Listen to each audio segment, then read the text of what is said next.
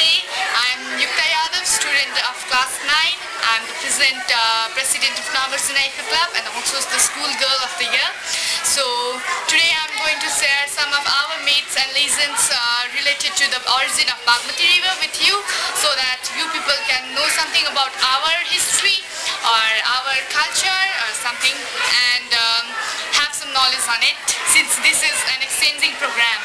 So firstly, I would like to say Nepal is dominantly a Hindu country, so Hindus believe on different gods and goddesses.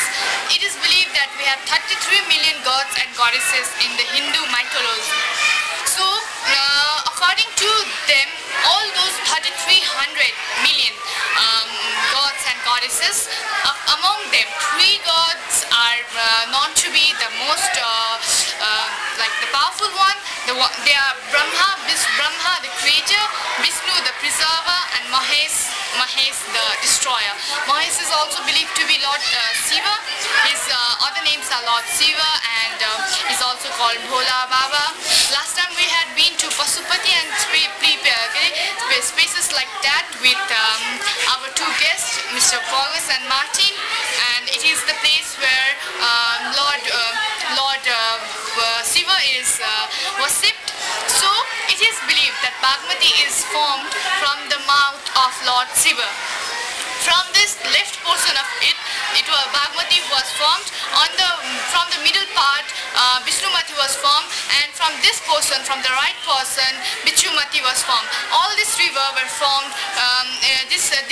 All these 3 taps are seen in a place called Bagdwar, which is located in a national park called Sivapuri National Park. It is also a watershed area, and then in this place you can see it's in the jungle, and then a big stone is there, and there are 3 different taps. One originates from one tap. Bagmati has originated from the middle one, Vishnumati, and from the side one, Bichumati.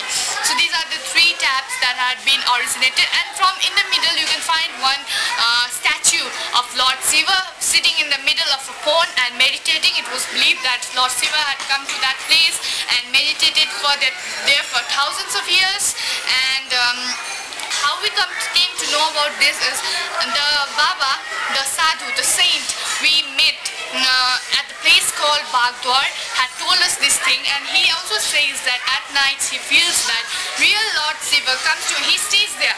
The Baba who told us these things, he stays there, and real Lord Shiva comes to there every night to feel the place, to feel his creation.